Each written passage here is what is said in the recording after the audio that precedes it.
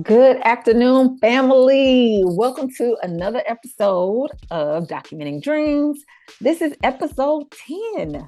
Hey, episode 10. 10 episodes. I'm Yes. so excited because I have Miss Markecia Jacobs here who's going to tell us about who she is, what she's doing in the community, what's up, what's coming up for her, and her passion to inspire aspiring cheerleaders, tumblers, and youth in her community. And I don't want to take away from all the goodness that she's going to share with us. So I'm going to let you jump right in. But before I do want listeners to know that this is a podcast that is coming from yours truly, the principal owner of Just Be LLC. And I continue to grow myself through my association and leadership in Toastmasters.org, specifically Eagle 7 Early Risers. We meet every Saturday, 8 a.m. to 9 a.m.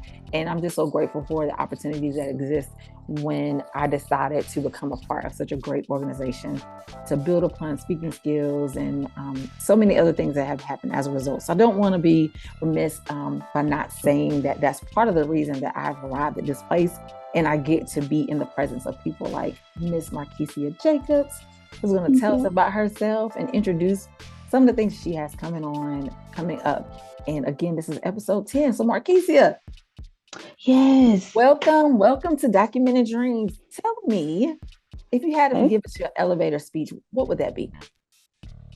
Um, Jenelle, that's a good question. So to be honest, all this is new for me. So I really wouldn't know what to say. But what I would say is my name is Markecia. I'm just starting my own business called Georgia Premier Allstars, where we teach all-star cheerleading to girls 4 through 18.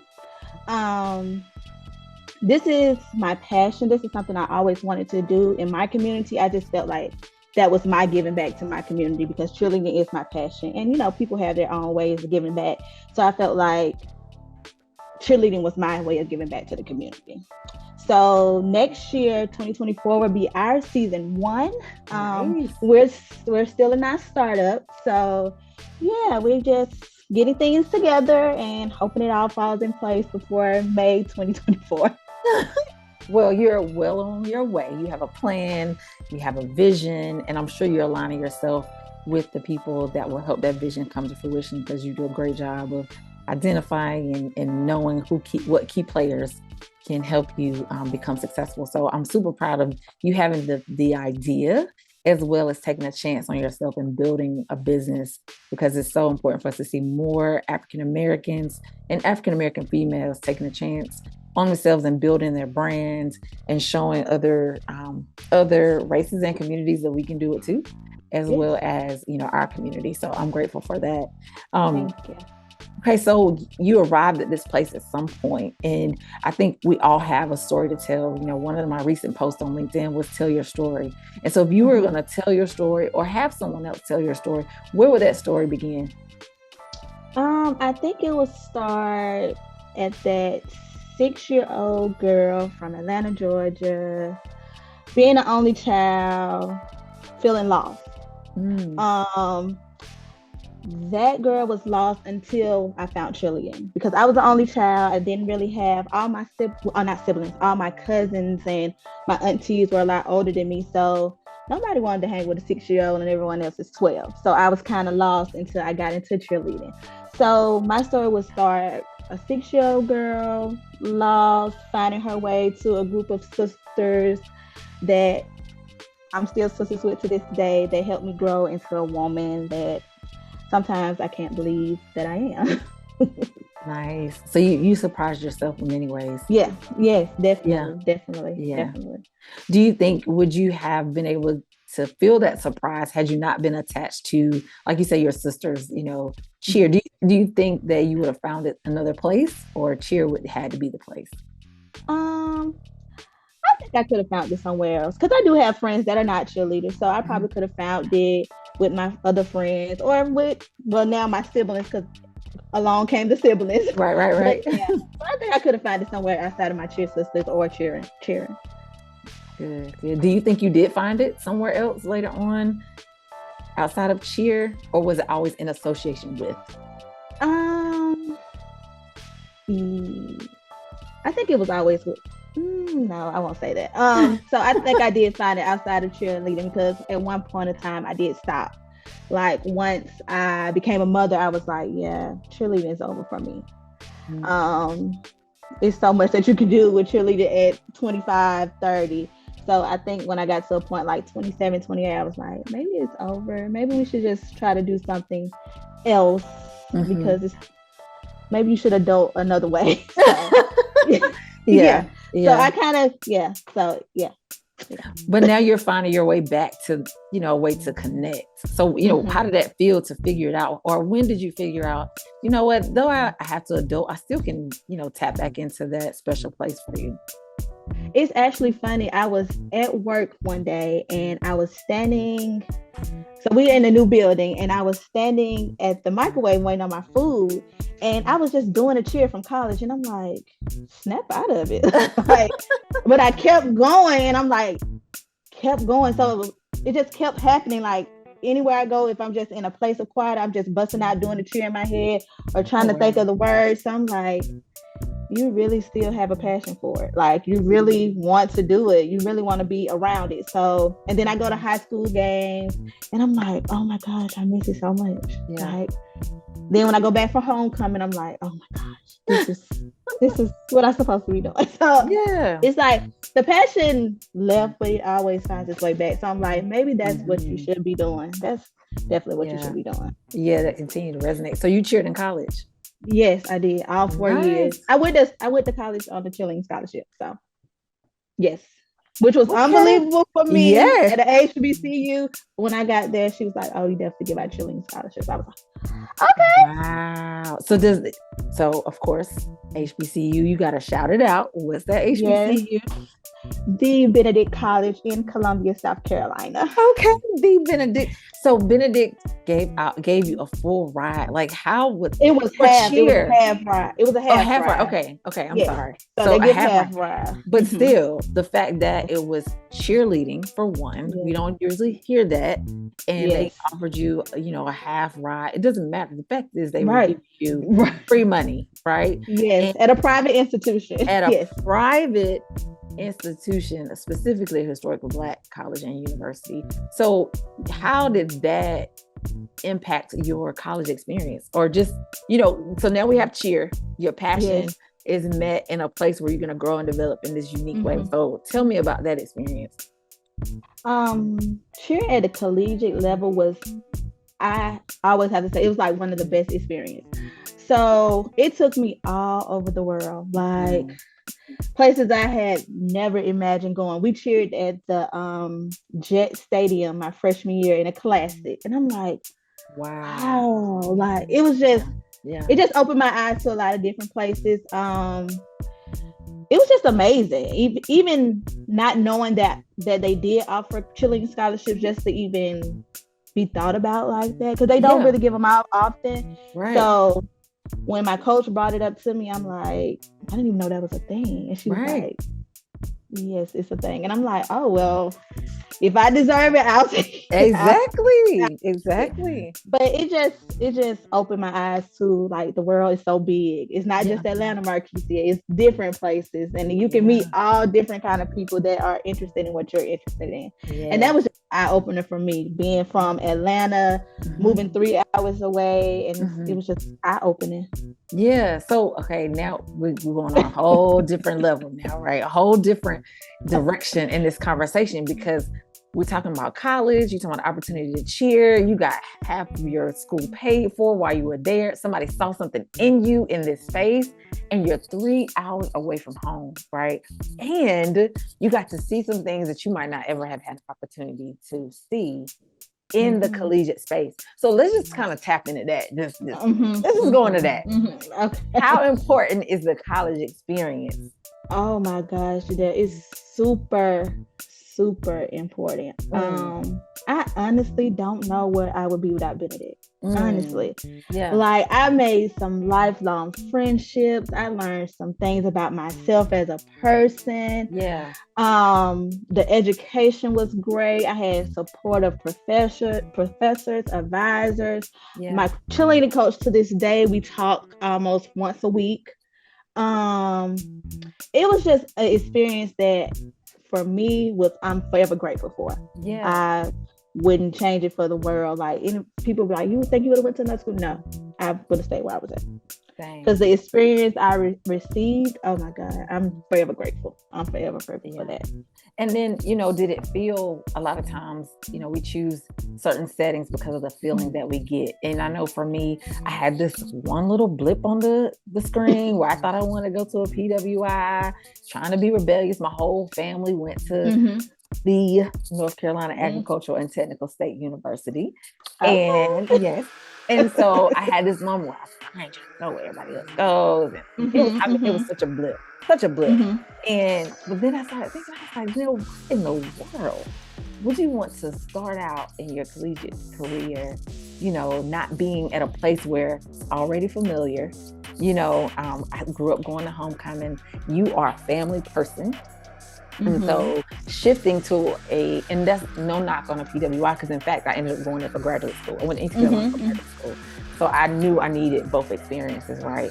But, I came from an environment where, I was always one of two, maybe three. Mm-hmm. If it was Mm-hmm. four, it was a celebration. Mm-hmm. Mm-hmm. And for our listeners, when I say one, two, three, or four, I was the only Black, person Right. in certain classes. And that was most of my, elementary up to high school experience. And so Mm-hmm. to get back to a good core and basis was so important. And I didn't realize how much I had, not valued that until I got Mm-hmm. there. I was like, girl, you were tripping. I'm Right. blue and gold Yes. through and Purple and through. And so, gold. Yes. yeah. Yes. So I'm so Yes. glad to hear you say that. I'm so glad this is coming up for us in conversation, because every episode there's something that comes up and we, kind of go off script a little bit to Mm-hmm. talk about, because you never know who needed to hear that message, right? My goal and our intentions are for somebody to take something away from each episode, something a little bit Right. uniquely different. And my prayer is that there's some student or there's some person that might be questioning, whether or not they should go to a PWI, go to a Mm-hmm. HBCU, if they're a minority student, and there may not be funding. But look what happened when I Mm-hmm. actually stepped on the campus. Somebody Right. believed in me and said, "Oh, I got some free money for you. Let me." You showed up in a way that says, "Yes, you Yeah. deserve it." And so I'm Mm-hmm. just so grateful you shared that. That Yes. has truly made me smile. Again, this is the reason why I'm here, documenting people's dreams. That's either Yeah. dreams are forward or dreams they had in the past. And so you were following a dream of staying in the space of cheer, and it happened through Yes. school, college, Mm-hmm. and now you're going to start a business. So let's dig a little bit deeper. So then what would you say is your personal mission now? What is the thing that you are truly passionate about happening, as you go forward? So definitely, so that scholarship piece was big for me. So Mm, not knowing that that was offered back then, I want my girls to be able to go to different schools, and mm, even if it's not just to get a scholarship, or try to figure out if there's scholarships for them in cheering or anything that they're interested in doing. So scholarship is something big that our program will have. Will be added to our program. And then in our program, once you get to your senior year, we want to help you partially with the mhm, scholarship that we can help mhm, you for 4 years if you go to a HBCU or a PWI. mm. So that's something we would like to give each girl that's going off to college if they decide to cheer, or it can go Yeah. towards books or room. That's something to help them out. Just Yeah, because I was helped, so I feel like giving back absolutely. to them would help. Yeah, standing in the gap, as we say, Yeah. for sure. Yes. So who would you say believes in you the most? Um, I would say my son, but my mom. Yeah. My mom is my biggest believer because I'm not gonna say she lived through her kids, but she do. Mhm. She always wants to push us farther than what she went. Mm, So she is one of those people where when I say, "Oh, I can't do it. I don't think it's gonna work," she's like, "Yes, you can. Why Mm-hmm. can't you? Mm-hmm. Keep trying. Keep Yeah. trying. Don't say you can't. Just keep trying." I'm like, Yeah. "Yeah, that's the push I need." But she is my push, Mm-hmm. my all in all. Yeah. Yeah. Yeah. Did you have, keep going back to this college thing, it's just resonating. When you were in school, how often did you need that push from her? Or was there somebody that was with you at school who kind of not took her place, but was there to be able to be the additional voice that you might have needed? Oh, my cheerleading coach. Okay. She is I call her mother because she is my second mom. Okay. She oh, if I could tell you a story. She was there. So it's funny because and I'm getting back to collegiate, I'm sorry. Uh-uh. But in high school, I actually was supposed to go on a college tour to Benedict, but I didn't have my permission slips signed. So my teacher was like, "Call your mom and ask her, can you go?" She was like, "Yeah." So when I got to Columbia, it just felt like home. Mm. It just felt like home. And once we got on campus, she was the first person I met. Not knowing that she was a cheerleading coach because she's also the dorm director, the freshman girls dorm Ah, director. okay. So she just had this motherly spirit about her. And I was like, she's gonna be my dorm director if I come here. So Yeah. I was like, okay, yeah, her might be. So I Mhm. didn't say anything to her during the tour, Mhm. but when I came my freshman year and I tried out, me and her got really close, like Mm. really close. So she was like my go-to and still Yeah. is my go-to when I just can't seem to get it together, or mom, Yeah. like she gave me her push, now I need Miss Mills push. So it's like Nice. yeah, so she was definitely my go-to. She really helped me get through those 4 years at Benedict, Yeah. her and my mom. Oh yeah, for sure. So, with that question, one of the things I love to ask people about who's in your starting lineup. Hmm. What you mean? Say that for me So, again. we have, I call them my elite eight, are my Okay. closest and best friends who Okay. hold me down. They held me down. Okay. They continue to. I get to be my most authentic self with Oh, them, okay. and they're my sounding board, or you could say Okay. my board of directors. Um, in some sense, in basketball, you have your starting lineup. You know what I mean, or your Okay. best six man. Okay. Who would be in your starting? And it doesn't have to be 5 or 6. And you also don't feel pressure to name them, but maybe name some of their attributes. Okay, I can name them. And I can get some of their attributes. Okay. My best friend since kindergarten. Okay. Um, she is my no tolerance friend. Mm-hmm. Like Okay. I can come to her and I'm like having a bad day. She's like, snap out of it. Mm. And I'm like, oh gosh, I knew I should have came to her. I might should have went to my other friend, but no, she's my no tolerance friend. Yeah. Yeah. So I can't come to her and not have a solution if I want to have a conversation with her. Nice. So I messed up. So what's the solution now, Markecia? Mm-hmm. That's the type of friend she is. Mm-hmm. Mm-hmm. My next one is my best friend since sixth grade. She is my no judgment friend. Mm-hmm. No, it's never any judgment. It's come as you are. She's Mm-hmm. like an open book. Like come as you are. However you feel, just let it out. That's how Mm-hmm. she is. Yeah. And then my cousin, I can just be me. I can. It's no faking it. It's no Yeah. sitting quiet. We can just be each other. It's just a real bond. I guess because we Mm-hmm. growed up together, it's like a Mm-hmm. sister cousin bond, as they would say. Yeah. So with her, I'm just me. Yeah. And then I would say my college best friend. Mm-hmm. We are she's my college best friend and my cheer sister. So we cheered all 4 years together. Yeah. And me and her are the same person, which is crazy. But yeah, we act just alike. And sometimes I honestly think like we should give each other advice because we're the same person. But we we we give good advice, but we are totally the same person. And she was just like a push for college too, because she Mm. was coming from a different background, and I was coming from a different background, and just to get to know each other on that kind of level in college, Mm-hmm. um, it was beautiful. It created a beautiful friendship. Mm. I love that. I love that. Mm-hmm. And everybody is distinctively different. Yes, definitely. You need that versatility, right? Yes, yes, Everybody can't be the yes person, you yes. find yourself doing the So I same know who to thing. call. I know who to Yeah, call for certain things. I like the way you said that. I know who to call. Yes, Absolutely. Man, that's a yes, blessing. That is a blessing for sure. For sure. yes. Okay, so what is your first or best childhood memory? My first or my best childhood memory. This is crazy, but I would say when my mom had my little brother, I was so glad not to be an only child anymore. I was so Oh, glad. I thought he was a girl, but he was a boy. So I was kind of upset when she brought him home and he was still a boy when I had been hoping he was a girl the whole time, but he was a boy. yeah. But I was so happy to be a big sister. Like I wasn't alone anymore. Like I had somebody that I could play with, and I had somebody that I can look over and look up to, even though he was younger than me, and he can look up to me. So I Mm. was so glad when she had my brother. I think that was my best childhood memory. Mm, that's nice. You were adding to your family. Yes. Yeah. So, what's one word to describe you?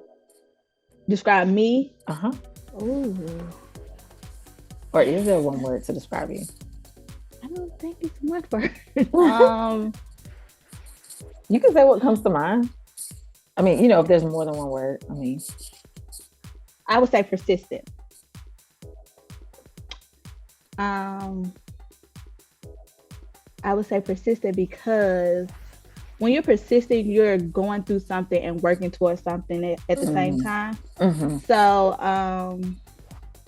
in the past 2 years, I've dealt with a lot, but I've still been trying to push through that. So, I think that's when my persistence comes in because last year I lost my brother, mm, and that is really when I wanted to put my all and all into the business. Like I was like hmm, getting ready to sit down and get it together. It was the summertime. I'm like, I'm about to get everything together. And yeah, then everything came crashing down. So it was mm, like, oh God. But I yeah, learned how to be persistent when I'm in certain situations or certain things are happening in my life. Just continue to push through because you got to yeah, keep pushing through. So I yeah. would say persistent. Oh, that's good. I like that. So, in your persistence, what legacy do you hope to leave, or what is your legacy? um, I just want to be known for trying to help people. Hmm.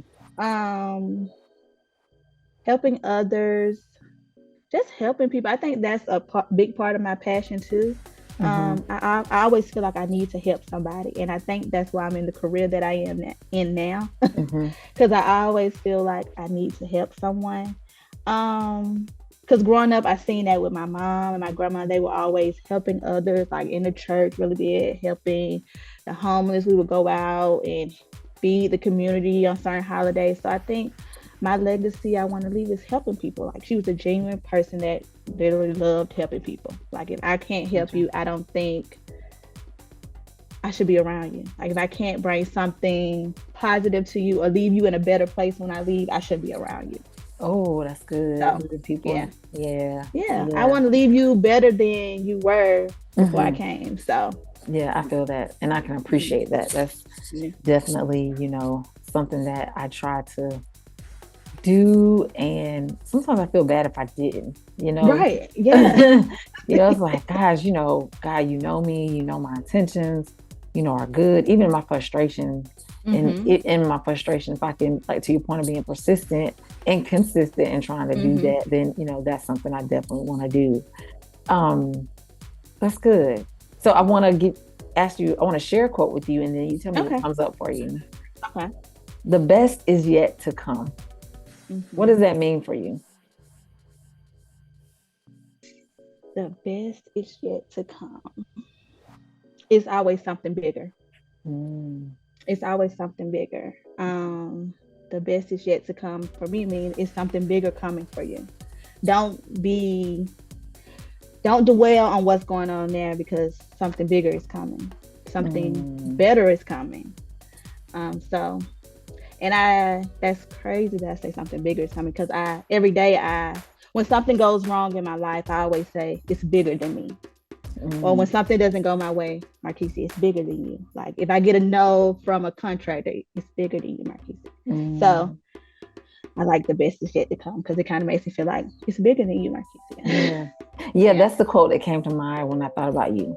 I was like, I want to see what she feels when she hears that. I just feel like that's the quote that I need to share with you Oh, I need and it. find out find out what it means for you. That's what, and genuinely that's, I do what I feel in that way, Yeah. and that's what I felt coming up for me Oh, I to love share with that. I you. love that. So yeah, I love that too. Okay. So who is the person that's in the trenches and they get the least amount of credit? It's in the trenches holding you down, but they get the least amount of credit. Ooh, my grandmother. Mm, My grandmother. I would definitely say my grandmother. okay. Um, Having a son right out of college was a lot for me. Hmm. You just now get into that place where you're free from school and you're Hmm. free from everything. You're ready to live life, and finding out that you're expecting was something different. Hmm. Um, so my grandma was that person that just held everything down. Some people like, it's your mom. I'm like, no, it was actually my grandmother. She Hmm. is like, she I should have said she gives me that push too, but Hmm. she's definitely holding me down. And sometimes I feel like I don't give her enough credit because of how I'm feeling that I would usually go to my mom and ask her or get her advice when I really should be going to my grandmother, who is wiser, have been through a lot of things, and can Hmm. probably point me in the right direction. But I definitely don't give her enough credit. Nice.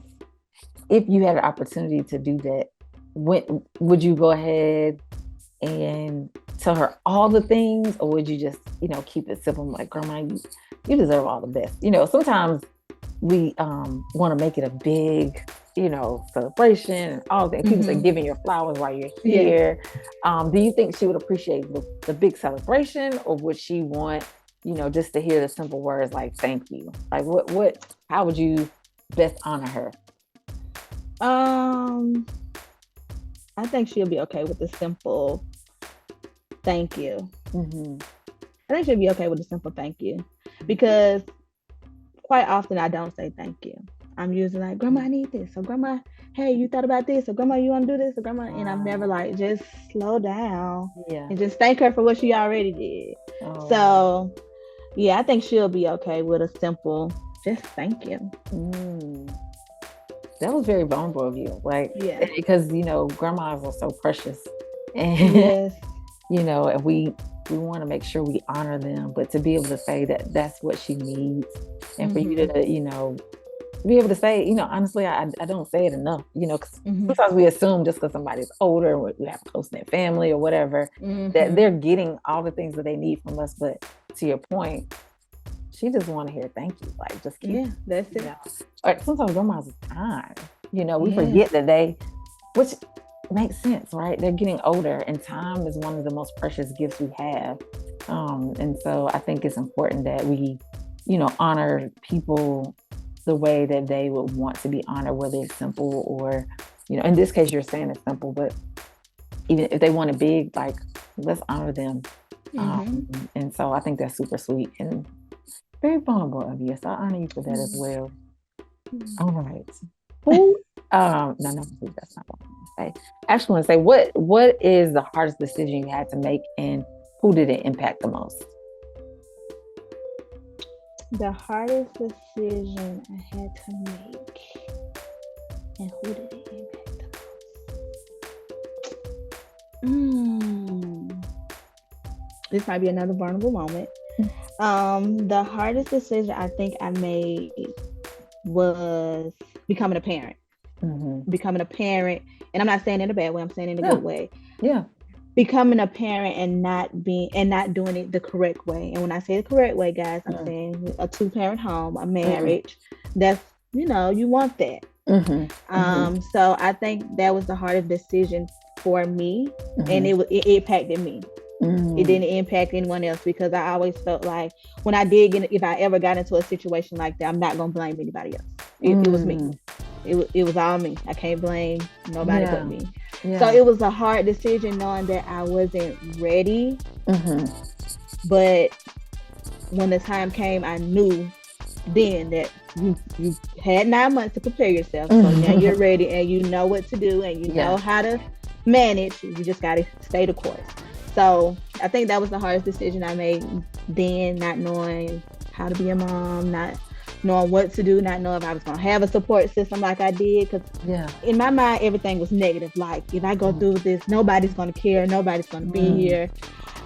Dad might not be here. His family. It was just a lot of negative, because you don't know. It's you're going through the unexpected. So what I was so proud about when it all came together, that my support system turned into the best thing I had ever had. And to this day, it's like, wow, you really had all these negative thoughts, and look at you. The best is yet to come. Yeah, the best was yet to come. You got the best support system ever. Yeah. Like the best support system ever. So I think it wasn't the worst decision, but it was one decision that I was hard on myself about. Yeah, definitely not the worst. The hardest. I can definitely see that. I mean, even, providing a 2-parent home to children, it's still hard to, I just think about the decision to say, I want to have a child is a hard decision. Yes. Because, it is no longer about you. And it's no longer about you. It's bigger than you, as you said earlier. And, now you're a parent for life. That never ends. That is never ending. And so making that decision and accepting the fact that is, inevitable, that it never ends, is huge, and definitely sometimes goes without thanks. But it is absolutely rewarding, even when you're finding the reward in it yourself. So I totally understand that. Okay. This part of the show is called Finish These Statements. Okay. All right. So I'm going to read some statements and you fill in the blank. Okay. All right. I am excited. My favorite song is Love Ballad by LTD. I don't know that song. I have to look that up. Oh my gosh. I know I'm embarrassed, and I love music. Tell me more later, friend. Okay. My why is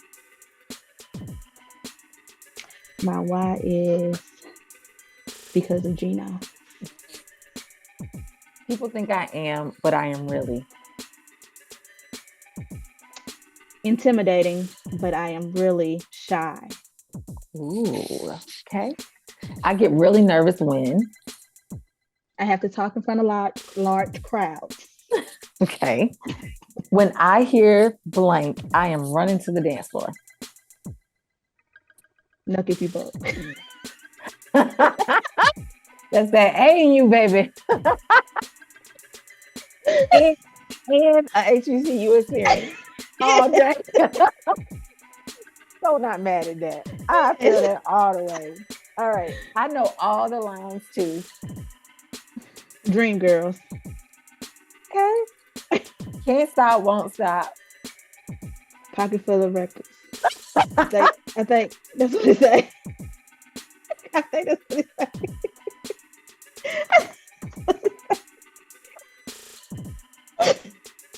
Wait, I can't hear you. Wait. That was good. Okay. I said it could be anything, and that was good. Okay. Good. Markecia, thank you so much for being here. You have thank you. So much joy. Thank you. And if I could be completely honest and vulnerable, on a day that was very tough, I was having a rough day today, and you have absolutely left me better than I was feeling before we began. Thank you so much. That warms to my heart. Yes. So you are a living legacy. Of that. So, but yes, thank you so much for being here again on episode 10. Yes. super excited. We're almost concluding the first season, and I can't wait to release it for people to hear all these dreams that, I'm currently documenting. And people are being vulnerable and just cool and funny and being themselves and sharing some of their deepest thoughts and dreams in a space with me. And I'm eternally grateful for you being one of those people. So I wish you all Thank the you best. so much. I can't wait to have you back and hear how it's going. And tell me the name of the business again. Georgia Premier Allstars. Georgia Premier Allstars. Y'all get Yes, ready. season 1 next year. Let's We go. going up. We going up. Let's go. Well, thank you again. Take the absolute best care of yourself and your dream. And I look forward to hearing more very soon. Thank you again.